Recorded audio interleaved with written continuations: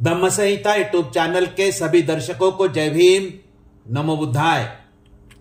मैं एडवोकेट दिलीप काकड़े हमारे प्रबोधनात्मक धम्म संहिता YouTube channel में आप सभी दर्शकों का तहे दिल से स्वागत करता हूं।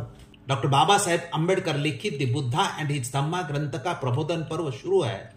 डॉक्टर अम्बेडकर पुनर्जीवित धम्म के विकास के लिए धम्म संहिता शीर्षक के अंतर्गत बौद्ध आचार संहिता निर्माण करने के लिए हम पिछले 45 साल से निरंतर कार्यरत है।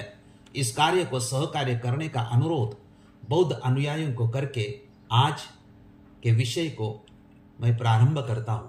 आज के 53वें भाग का विषय धम्म चक्र प्रवर्तन शील मार्ग ये है। बुद्धा एंड हिज धम्मा ग्रंथ में द्वितीय कांड धम्म दीक्षा आंदोलन का है। इसमें 8 भाग है। 8 में से दूसरा भाग परिव्राजकों की दीक्षा का है। इस दूसरे भाग का 5वां अध्याय धम्म चक्र प्रवर्तन शील मार्ग का है। इसकी जानकारी डॉक्टर बाबा साहेब अम्बेडकर जी ने 15 अंकों में दी है। बुद्ध ने सारनाथ में 5 परिव्राजक को जो पहला प्रवचन दिया उसी को धम्म चक्र प्रवर्तन कहा जाता है। धम्म चक्र प्रवर्तन के नाम से बाबा साहब ने 7 अध्याय दिए हैं। इस 7 अध्याय में बुद्ध ने 5 परिव्राजकों को अपना धम्म समझाया है। उसमें से यह 5वां अध्याय है। इस 5वें अध्याय में शील मार्ग को समझाया है। 5 परिव्राजकों को सबसे पहले बुद्ध ने मध्यम मार्ग का सिद्धांत और उसका मतलब समझाया था। मध्यम मार्ग के बाद परिव्राजकों ने बुद्ध को अपने धम्म की यानी मध्यम मार्ग की व्याख्या करने को कहा था। तो बुद्ध ने अपने धम्म की व्याख्या 5 मुद्दों में की। उसको आगे जाकर पंचशील कहा गया। धम्म की व्याख्या यानी पंचशील के बाद बुद्ध ने तीसरे मुद्दे में कहा कि मध्यम मार्ग के 8 अंग होते हैं। इसके बाद इसे बाद में अष्टांग मार्ग कहा गया। अष्टांग मार्ग के बाद बुद्ध ने परिव्राजकों को शील मार्ग समझाया। शील मार्ग की जानकारी हम आज के इस भाग में अपने दर्शकों को सादर कर रहे हैं। स्पष्टीकरण का पहला मुद्दा है कि शील का सामान्य मतलब। शील का सामान्य मतलब क्या है? तो जिस तरह तथागत भगवान बुद्ध धम्म की व्याख्या में पंचशील बताते हैं, मध्यम मार्ग के सिद्धांत के 8 अंग बताते हैं, वैसे ही तथागत भगवान बुद्ध शील मार्ग के 10 पथ बताते हैं। सामान्यतः शील का मतलब नैतिकता ऐसा होता है। व्यक्ति शीलवान होना चाहिए। इसका मतलब क्या है? इसका मतलब आदमी का आचरण नैतिकता पूर्ण होना चाहिए। शील का मतलब नैतिक आचरण और सदाचार के नियम होता है। शील की व्याख्या इस प्रकार की जाती है कि शील यानी सही और नैतिक जीवन का एक तरीका है जो शरीर, वचन और कर्म से प्रकट होता है। उदाहरण के लिए सम्यक वाक यानी सही बोलना, सम्यक कर्म यानी सही काम करना और सम्यक आजीव यानी सही आजीविका ये शील के अंतर्गत आते हैं। शील मार्ग को सद्गुणों का मार्ग भी कहा जाता है। इस शील मार्ग को पारमिता भी कहा गया है। दूसरा मुद्दा शील का महत्व ये है। शील का महत्व समझाने के लिए 5 मुद्दे हैं। 1 आधारभूत सिद्धांत यानी आध्यात्मिक मुक्ति। 2 प्रज्ञा और समाधि का विकास। 3 अष्टांगिक मार्ग, मुक्ति का मार्ग और दैनंदिन जीवन में मार्गदर्शन। ये 5 मुद्दे हैं। इन मुद्दों का स्पष्टीकरण इस प्रकार है।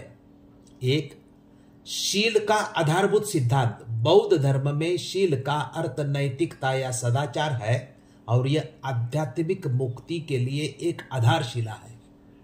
दूसरा, शील को समाधि और प्रज्ञा के विकास के लिए आवश्यक माना जाता है। नैतिकता के बिना एकाग्रता और ज्ञान का विकास मुश्किल है।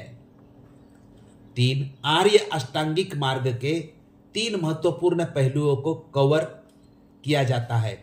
एक सही वाणी, सही कर्म और सही आजीविका। 4 मुक्ति का मार्ग कैसा है? यह निर्वाण यानी मुक्ति प्राप्त करने की दिशा में एक महत्वपूर्ण कदम है।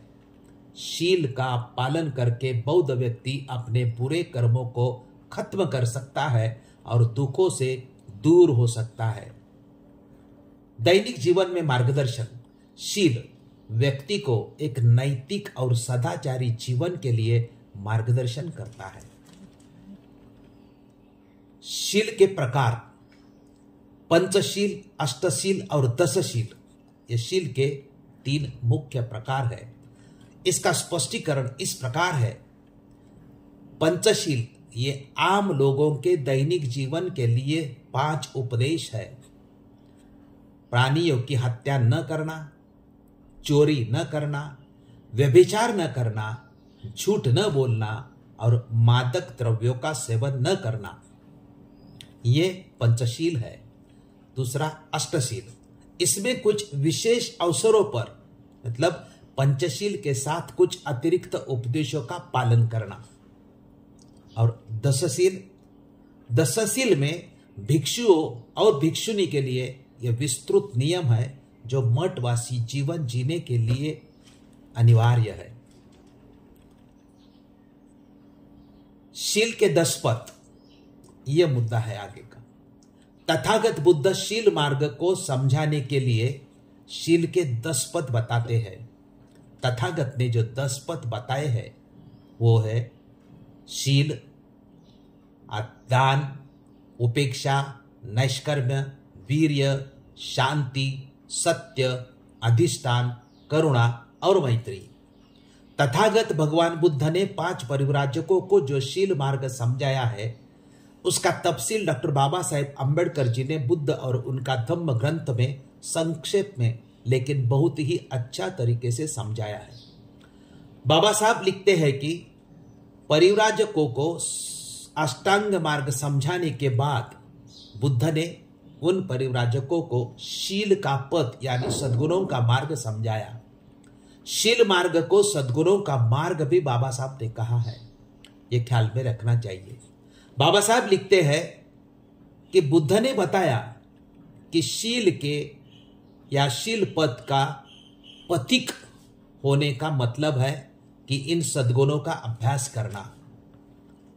10 सद्गुण इस प्रकार है, मतलब शील के 10 पद इस प्रकार है। 1 शील, 2 दान, 3 उपेक्षा, 4 नैष्कर्म्य, 5 वीर्य, 6 शांति, 7 सत्य, 8 अधिष्ठान, 9 करुणा और 10 मैत्री। ये 10 पद जो है वो तथागत भगवान गौतम बुद्ध ने शील के बताए हैं। इसका स्पष्टीकरण जो है जो डॉक्टर बाबा साहब अम्बेडकर ने दिया है वो हम देखेंगे। उन परिव्राजकों ने बुद्ध से इन सद्गुणों का यथार्थ अर्थ समझाना चाहा। जब तथागत ने शील के 10 पद का नाम दिया तो परिव्राजकों ने तथागत को विनती किया कि इसका हमें अर्थ समझाओ। तब बुद्ध ने उनकी शंका मिटाकर उन्हें संतुष्ट करने के लिए कहा, शील का मतलब नैतिकता। तथागत कहते हैं शील का मतलब है नैतिकता, अकुशल न करने की प्रवृत्ति और कुशल करने की प्रवृत्ति, बुराई करने में लज्जा भय मानना, लज्जा भय के कारण पाप से बचे रहने का प्रयास करना शील है। शील का मतलब है पाप भीरुता। नैष्कर्म्य का मतलब है सांसारिक काम भोगों का त्याग। दान का मतलब है बदले में किसी भी प्रकार की स्वार्थ पूर्ति की आशा के बिना दूसरों की भलाई के निमित्त अपनी संपत्ति का ही नहीं, अपने रक्त, अपने शरीर के अंगों और यहां तक कि अपने प्राणों तक का बलिदान कर देना। दान का मतलब है सम्यक प्रयत्न। जो कुछ एक बार करने का निश्चय कर लिया, अथवा जो कुछ करने का संकल्प कर लिया उसे अपनी पूरी सामर्थ्य से करने का प्रयास करना और बिना उसे पूरा किए पीछे मुड़कर नहीं देखना, ये दान का मतलब होता है। शांति का मतलब है क्षमाशीलता। घृणा के उत्तर में घृणा नहीं करना, यही इसका सार है, क्योंकि घृणा कभी मिटती ही नहीं। क्षमाशीलता से ही घृणा का मर्दन होता है। सत्य का मतलब है मृषावादी न होना। आदमी को कभी झूठ नहीं बोलना चाहिए, उसे सत्य और केवल सत्य ही बोलना चाहिए। अधिष्ठान का मतलब है अपने उद्देश्य तक पहुंचने का दृढ़ निश्चय करना। करुणा का मतलब है सभी मानवों के प्रति प्रेम भरी दया। और मैत्री का मतलब है कि सभी प्राणियों के प्रति भ्रातृभावना हो, मित्रों के प्रति ही नहीं, शत्रुओं तक के प्रति, आदमियों के प्रति ही नहीं, सभी विश्वशेष प्राणियों के प्रति। उपेक्षा का मतलब है अनासक्ति। यह दूसरों के सुख दुख के प्रति निरपेक्ष भाव रखने से सर्वथा भिन्न वस्तु है। यह चित्त की वह अवस्था है जिसमें प्रिय अप्रिय कुछ भी नहीं है। फल कुछ भी हो, उसकी ओर से निरपेक्ष रहकर साधना में रत रहना। इन सद्गुणों का आदमी को अपनी पूरी सामर्थ्य भर अभ्यास करना होता है, इसलिए उन्हें पारमिता भी कहा जाता है। सारांश, शील मार्ग इस भाग के मुद्दों का अध्ययन से यह अनुमान निकलता है कि आदमी के जीवन सुधार के लिए शील मार्ग के जो 10 अंग है उसका अध्ययन करके उसे उसके ऊपर अमल भी करना चाहिए। शील मार्ग धम्म का बहुत ही महत्वपूर्ण सिद्धांत तथागता ने बताया है। शील मार्ग इस भाग की जानकारी और स्पष्टीकरण सुना और देखा, उसके लिए सभी दर्शकों का आभार व्यक्त करता हूँ। धन्यवाद।